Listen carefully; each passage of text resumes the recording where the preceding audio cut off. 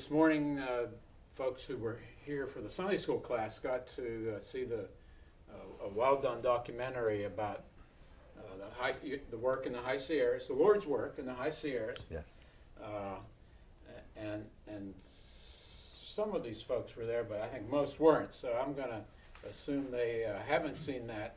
But the focus of your work in these recent years has been the special opportunity to go back to where, in a sense, where it all began, or a significant part of it anyway. Mm-hmm. But I'd love to hear a little bit about the beginning of how it was that the Lord led you to these particular people in this particular location that you now have come full circle. We'll get to the full circle part, but I thought, why not fill us in on how it all began? Do you want to take the beginning, or should I? The beginning of how we got to the High Sierra? Yes. That beginning, I know there's... Yeah. Let me do that. Many of you know we spent a full term in Ecuador before we were assigned to Mexico. In Ecuador, I was a specialist in Christian camping. We ran a conference facility, especially focusing on teenagers. And in a sense, that was a very highly successful ministry in that we saw literally hundreds of decisions for Christ by young people. But they had no church to go back to. And it became very obvious after several years in that ministry that if we were going to continue as missionaries, it was going to be in starting churches. And that's where our focus really began there. So when at that time it was the PCA formed, I think we were the 6th missionary they sent out, and it was with the idea of going to Mexico and starting churches. Dick Dye, you might know that name, was a missionary in Acapulco with ECHO before the PCA formed, and talked with Dick and said, well, what are you doing? He said, well, I'm trying to start a church, but I'll take the city, Acapulco, and you can have the rest. I said, well, what's the rest? And he says, well, it's up in the mountains. And there were some desviaciones, I can't think of the English word. Detours. And we spent a year up in Culiacan, Sinaloa, which is another whole story in itself. But after a year up there, and the Mexicans had promised they would send a missionary to work with us, not just leave us alone up there, and that person never came. The decision was made by MTW at that time for us to go back and work with Dick Dye, and that's when they began to build up a big team in Acapulco to start churches, and we, as part of that team, so that we weren't working alone, were assigned to Chilpancingo, the capital up in the mountains. Well, that's how it started. We did some survey work. We found there were Presbyterian churches up in those mountains that nobody knew about. Presbytery didn't know they were there. That was from 1872, when an American ship put into Acapulco and had engine trouble. It stayed there for 2 years. And the chaplain, a Presbyterian, started a little Presbyterian church in Acapulco. That was the second Presbyterian church in Mexico. And when the ship left, they set fire to the thatch roof of the church and literally gunned down some of the believers. Those that fled returned to their villages in the hills and started Presbyterian churches. 5 generations later, we come along. Villages with Presbyterian churches in the middle of the village, adobe structures. Villages like La Reforma, every family in the village is a Presbyterian. No one knows what it means. Nobody has a Bible. They never had a preacher. Dead. But they're all Presbyterians. That's where the work started up there. Can I share a story about when they made this decision that we were going to leave Culiacan and go work in Chilpancingo, I'm a young missionary wife. I have 4 kids. I've worked really hard to get them in Mexican, Spanish-speaking school without losing a grade, and you don't change schools in the middle of the year without losing a grade. And we're in a little motel room out by Knott's Berry Farm in California, and all these, big guys are down making all these decisions. So finally in the middle of the night, I can find a phone outside, and I call him, "What's going on?" "We're going to go to Chilpancingo." "When?" "Right away." "Oh." I said, I guess what else you said? I said, but, and he says, "Well, I guess you're just going to have to talk to God about it." And so I went back to the room, and I did. And the only place I could be was in the bathroom, because the kids were all asleep. And I said, "Okay, God, here I am. You better give me an answer." And he took me finally to 1 Corinthians chapter 13. And I said, "Oh, great, that's the love chapter." And so I started reading, I know that. And I got through, and I said, "But what does that mean?" And he says, "That's the way I love you. Do you trust me?" "Well, of course I trust you. I trust you." "Dorcine, do you trust me?" "Of course I trust you, but you can't fix this. My kids aren't going to be able to go to school, and I've worked so hard. You can't fix this." "Dorcine, do you trust me?" I'm sorry, but this is the way God and I talk. That message tonight was incredible. Anyway, that's who I serve. That's who loves me. So he kept saying, "Do you trust me?" "Of course I trust you." Finally he said, "Dorcine, do you trust me?" "Yes, I trust you." And the peace that passes understanding came over me. And when he was walking the streets of Chilpancingo looking for a place to live, he met some other missionaries that were there that had 2 American girls that were teaching their kids who just happened to have the same curriculum I did. Anyway, you can trust him. That's my story. All along, you can trust him. So she had an English-speaking American school to put the kids in. And they didn't lose a year. Tanya skipped a grade, and you just saw them a couple of weeks ago. She skipped a grade. Over the years, your reputation as being unusually gifted and having a love for the indigenous people. I'm guessing that wasn't particularly part of the Ecuador story, that this High Sierra and what developed where did that come from? In a sense, it did originate in Ecuador because you have almost 80% full-blooded South American indigenous people, and I was running a conference center for Mexican kids from the city, but we were living in the camp, which was in La Merced, which is a Quechua town. And all the people spoke Quechua in the town. Of course, I was struggling to learn Spanish at the time. But my heart's desire was to somehow reach all these people around me that I couldn't even talk to. And of course, there was no time to even begin to think of that because I was working full-time in the camp. So there was a tremendous desire. One instance in particular. We were doing promotion work for the camp. We had gone down to Cuenca, which is farther down the mountains, and I had taken a shortcut rather than going all the way down the coast and back up again to stay on the good highway. We took this little road down through the mountains, and there were places where that road was 2 ruts going through cow pastures. It was a city.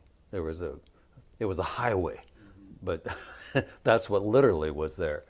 And we had stopped we had the 2 kids, Tanya and Andrew, and they were just little things. And we were having lunch, and this train back, they don't have animals. They have animals, but not that many. When they want to move a lot, They get a lot of men.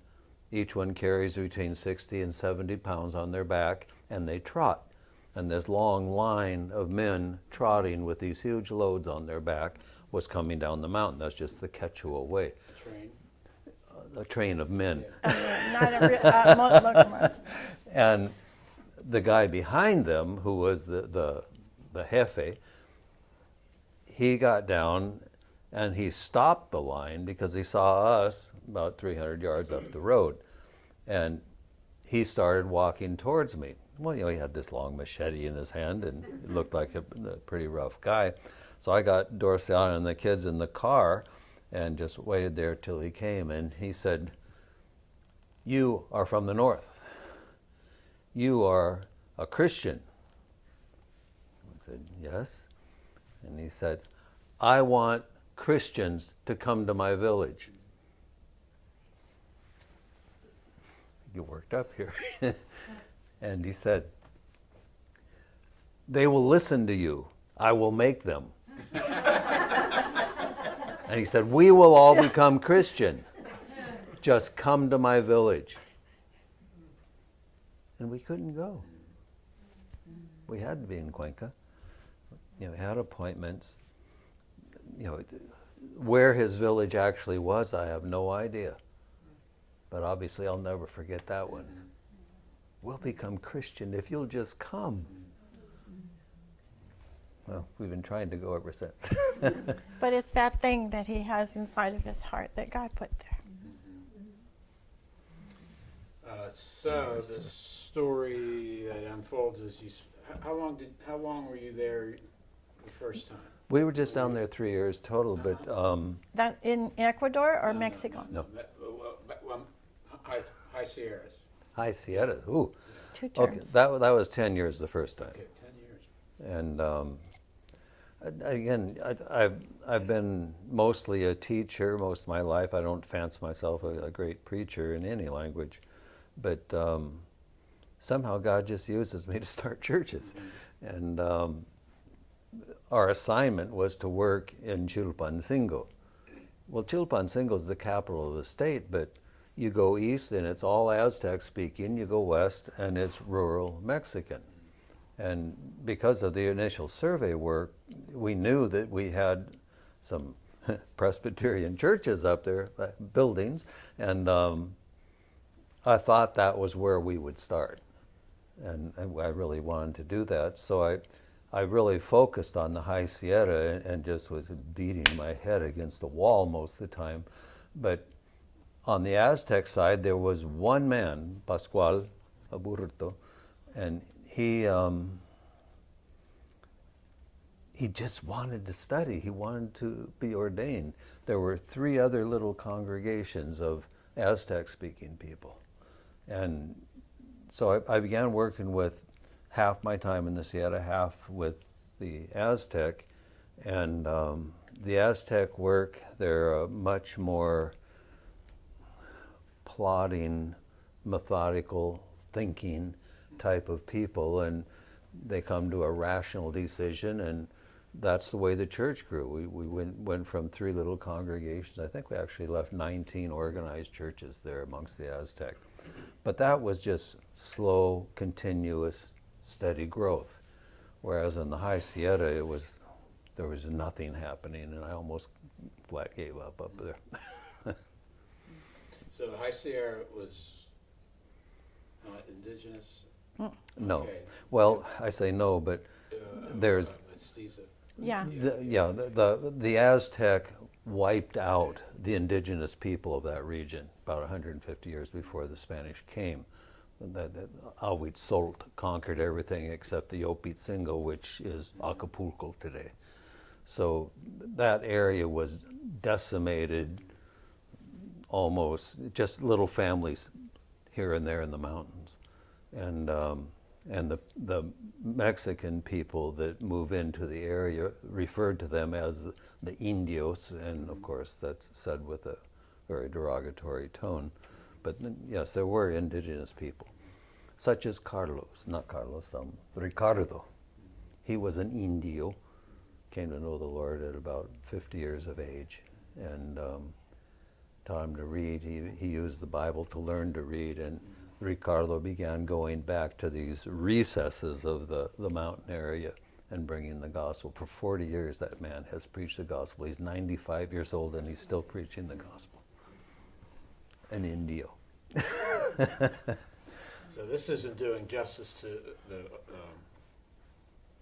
a whole piece of your life, but you, after those 10 years, Yes. you had some other callings from the Lord, Yes. including getting to meet us.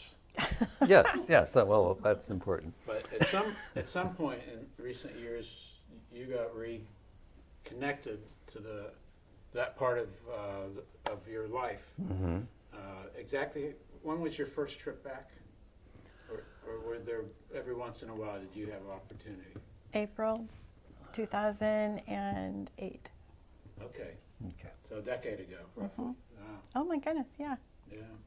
No, it was 2010. Sorry. We moved to Texas in 2008 and to be director of training. So he was at a Mexican mission conference in Cuernavaca in 2010 in April. And he said, "Oh, I'm so close. I'm going to go up and check on those people." That was 28 years after we had left. And you found what? I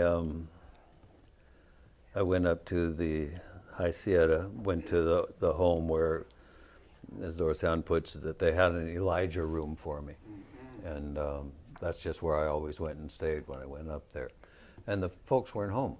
And so I was sitting on a bench in front of their house just waiting for someone to show. And this man came walking by, and he came walking by again, and he came walking by a third time, and he stopped. He said, "Are you Hermano Andres?" I said, "Yes, I am." He said, "I was just a little boy when you came up here before." And it turns out he's the pastor in Berderico now. But he's, that's another whole story, get into that. But, but he's the one that really became the center of developing the work up there again. Yes, ma'am. Well, he came home and he said, "This cannot be. There are no ordained people up there. They can't have the sacraments. They can't." And Pastor Lalo was there, doing a work. I mean, it was growing. People were coming and being born again. They were being discipled, but they couldn't have sacraments because there was no, and up there, nobody wanted to really go up there because it's pretty dangerous. So anyway, he said, "This can't be." And so he began to ask God, what could he do? How could this be resolved? And he talked to everybody that he could think of, and even our son, who's a Presbyterian pastor. What can we do? What can happen? And so he began to investigate and found a curriculum. And then on the video, it says through a tragedy that we went back. And you found a curriculum that you've been teaching, raising up, training leaders. Is this where we bring, and you talked a little bit about that this morning. Mm-hmm. Yes. We're gonna step back to this morning and see what you had to say. Oh, cool. We're going high tech here, folks. We're going to check this out I know, here. this is pretty. Most of our guys are starting with at least a grade school education, and a number of them have taken what we call telesecundaria. It's taking junior high level courses by satellite. And we do have a government satellite school. They build a building, they put a huge antenna on top, and a local person is in charge of keeping attendance and seeing that the students are there for the classes. So that's the maximum level of education in most of these villages. That's why we have crammed the full 3-year program into 6 years.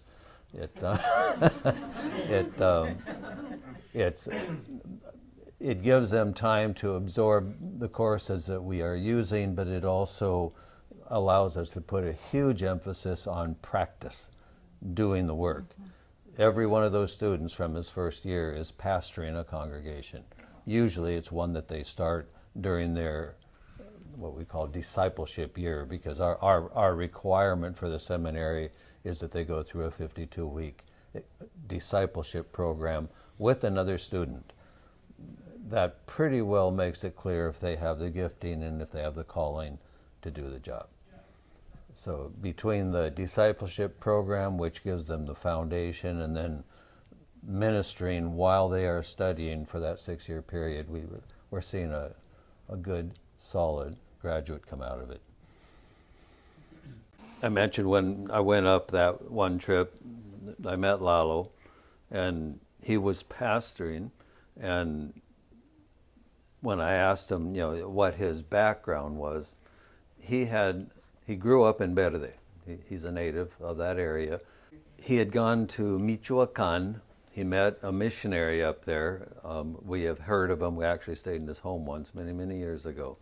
But he was using a discipleship program very similar to what the Navigators use.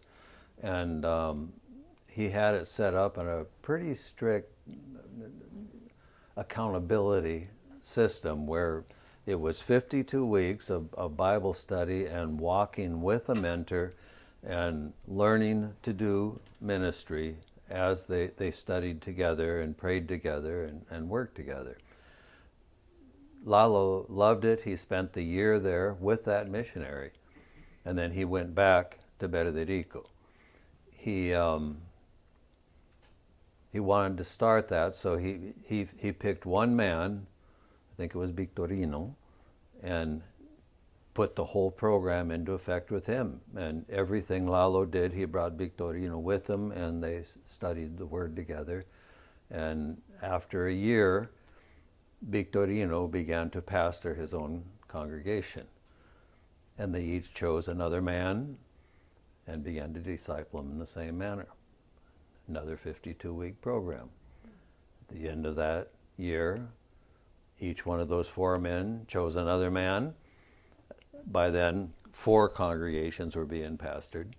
And then there were 8 men that went through the program, and 8 of them were pastoring. And that's kind of where I came in to the situation. And I think it was actually 7 churches that we started with. We had left 15 organized congregations when we'd left many years before. But about half of them had jumped ship. Either the Seventh-day Adventists, the Pentecostals, and Jehovah's Witnesses are the only other ones that work up there. So most of these others were either Pentecostal or Seventh-day Adventists. But they are coming into our training programs now. But anyway, that was the discipleship program that has continued. We use that as our basic requirement preparation for seminary.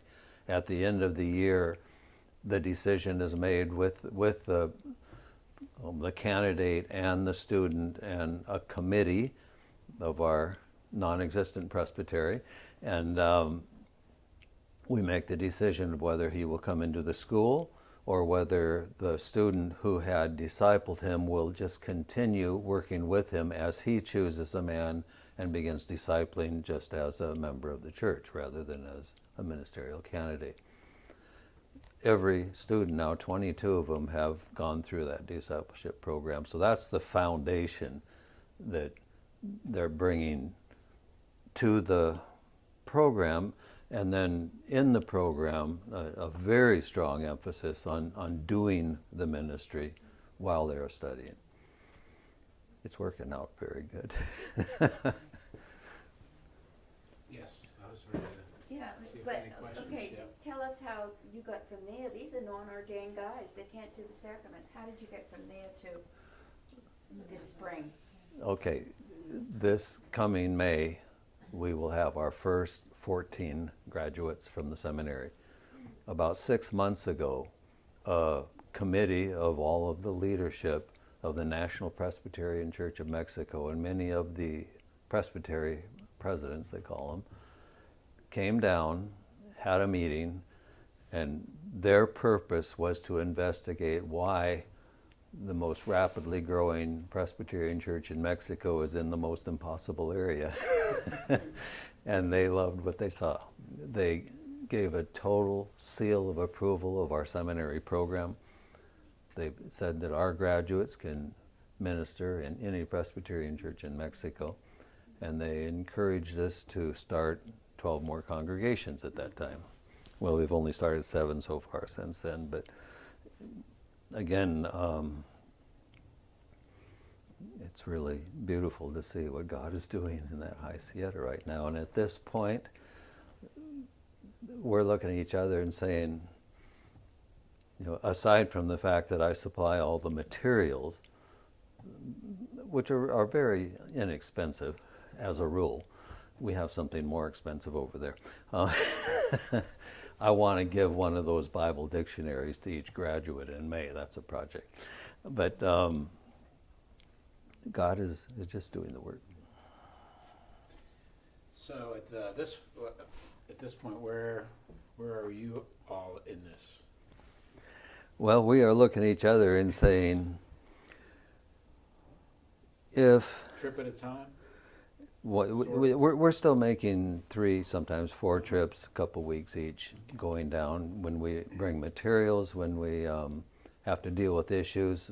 Our whole time down there is not so much teaching the kids as it is sitting with Lalo and working through strategies and difficulties and, you know, what we're facing. He is reaching a point where he's almost functioning like a bishop. Mm-hmm. Now, we have no presbytery. We have 3 ministers, but that's because the 3 presbyteries in this synod that we find ourselves, the state of Guerrero, have essentially tried to get a foot in the door for our graduates. So they've ordained 3 men that we're pastoring that have not gone through our program, except Lalo's gone through, but the other 2 have not. And you know, they're kind of like eagles waiting to grab them. And obviously I'm frowning on that. But if our men leave, they never come back. I mean, if they go to Mexico to go to school, if they go somewhere else, they don't come back. The only way we saw that we can keep ministers in the High Sierra is to train them in the High Sierra. And it's with the idea that they'll stay in the High Sierra. Now, I know, you know, they're good men. They're going to be taken eventually. But in the meantime, we have 80 towns and villages that need a Presbyterian church. And I want to see a Presbyterian church in all of them. Any questions? Yeah, or other comments? Can I just make one? This is a miracle. Mm-hmm. There are so many miracles in this that we're not because of us, but what God has done and what God has set up. It is a miracle that Lalo was there. It's a miracle that his vision was the same vision that God gave Andy all those years ago. They sat there and they said, this is our same vision.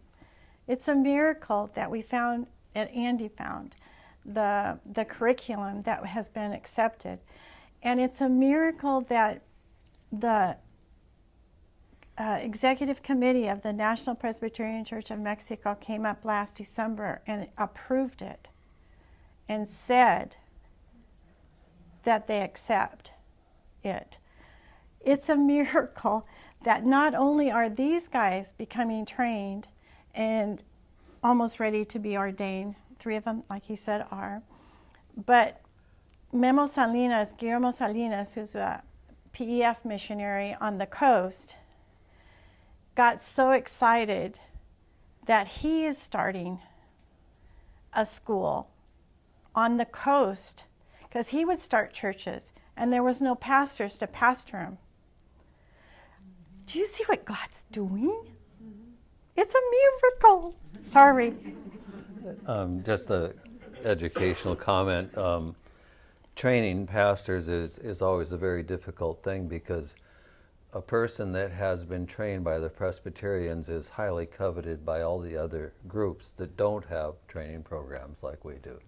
So usually a Presbyterian minister is going to get snatched by another group And it's a very difficult thing because it's so expensive and it's so time consuming to train up a man that meets Presbyterian qualifications. But when he's halfway there, he already meets just about everybody else's qualifications. And it's just a thing we fight.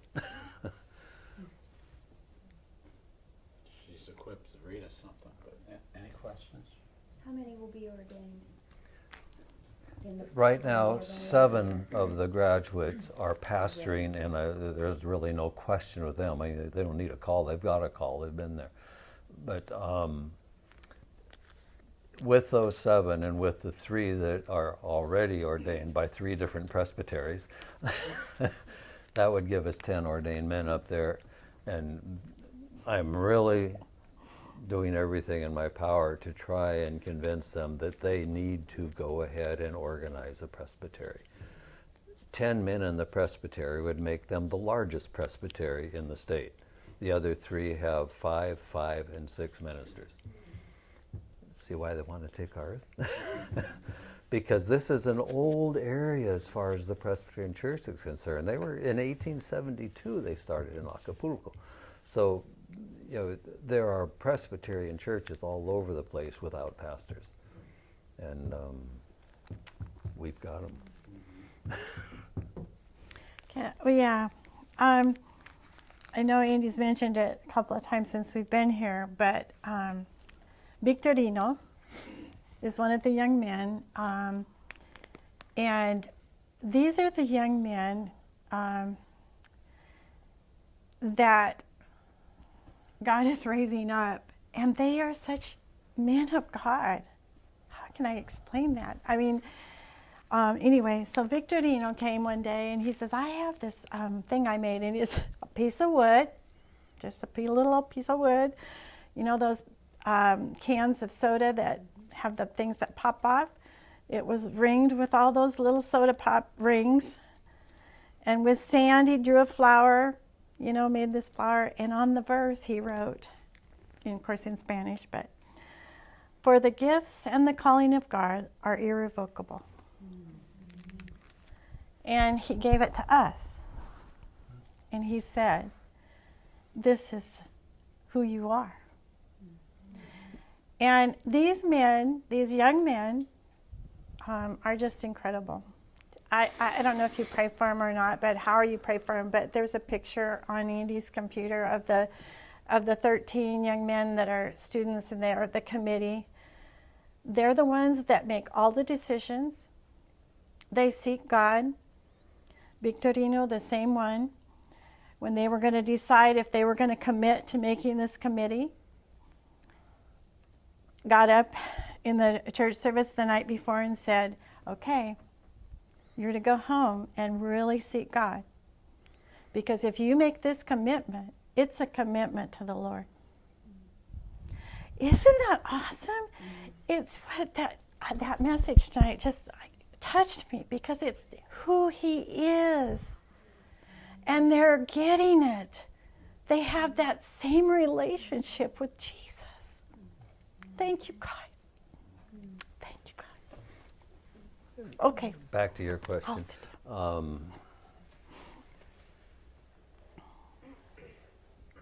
If the calling of God is irrevocable, Mark can Yeah, answer this that's us. question. When does a missionary finish? Or minister finish. Yes. It's what we're kind of wrestling with now. What comes next after the High Sieta? And I'm kind of falling apart. She's doing all right, but I've got artificial knee now, and I've got one kidney, and back problems, and I got arthritis in my joints, and I just can't do the things I used to do. So we learn to do them differently, or we get by without doing those things. But obviously, I don't know why, but I'm getting old. And so we are kind of toying with these questions. Where do we go from here? We're probably looking at 1 to 2 years to see that presbytery established. But once that authority is in their hands and their destiny is with them in Jesus Christ, I think our work is done. So now what? Just pray. Well, there's just two things really that come to mind. One, Oh, you were asking yourself your question. yes. My son is in Sioux Falls. The Sioux are approximately 2% Christian after 500 years of ministry work. There are 7 tribes of Sioux throughout the Dakotas. I'd like to see what God's doing there. The other thing is the Nez Perce, Washington. Andrew lives there. And I have more, relationship with the Nez Perce. But parents sometimes at some point move to where their children are. yeah. But you're doing it in a way I've never heard potentially. Yeah. Well, as long as we can function, we need to function. And that's our calling, to reach these Native American people that are so confused. I've been to some powwows. I've been to some of the functions of the Native American Indians of our country, and they're confused, wandering people still. It's so blatantly against the white man's religion. And yet so many within the tribe, even Christian men in the tribe, that are saying, we don't want that stuff. But how do we be Sioux or Nez Perce and be Christian without being white men? Well, let's find an answer. Well, anyway, those are some thoughts. It's fascinating, actually. Why don't we take a few moments at this point to pray for what's taking place and then what may take place. Tommy, you want to pray? That'd be great. And then Robert, you close us. If you would pray, that'd be great.